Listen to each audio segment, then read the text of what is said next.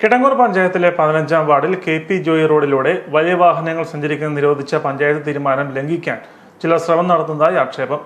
3.5 metre മാത്രം വീതിയുള്ള വഴിയിലൂടെ ബസ്സുകളും ലോറികളും കടന്നു പോകുന്നത് പ്രദേശവാസികൾക്ക് ദുരിതമായ സാഹചര്യത്തിലാണ് പഞ്ചായത്തിന്റെ തീരുമാനമെന്ന് panchayat president advocate EM Binu പറഞ്ഞു.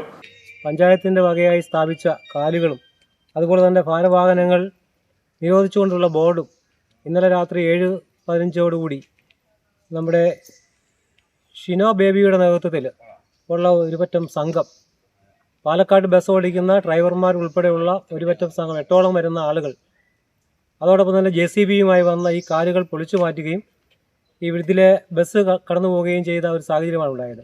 പഞ്ചായത്തിനെ സംബന്ധിച്ചിടത്തോളം 25,000 രൂപ മുടക്കിയാണ് ഇപ്പോൾ നമ്മൾ ഈ കാല് നാട്ടി ഇവിടെ ഈ ജനങ്ങൾക്ക് സുരക്ഷിതമായ സാഹചര്യം സൃഷ്ടിച്ചത്.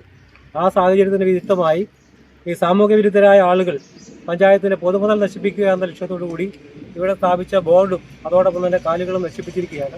വലിയ വാഹനങ്ങൾ കടന്നു പോകാതിരിക്കാൻ റോഡിന്റെ ഇരുവശങ്ങളിലും ഇരുമ്പ് പൈപ്പുകൾ സ്ഥാപിച്ചിരുന്നു. എന്നാൽ ചില വ്യക്തികൾ ചേർന്ന് പൈപ്പുകൾ ഇളക്കിക്കൊണ്ടുപോയതായും പ്രസിഡന്റ് പറഞ്ഞു. ഇതേ തുടർന്ന് ഇതുവഴി ഒരു കമ്പനിയുടെ സ്വകാര്യ ബസ്സുകൾ കടത്തിക്കൊണ്ടുപോവുകയും ചെയ്തു.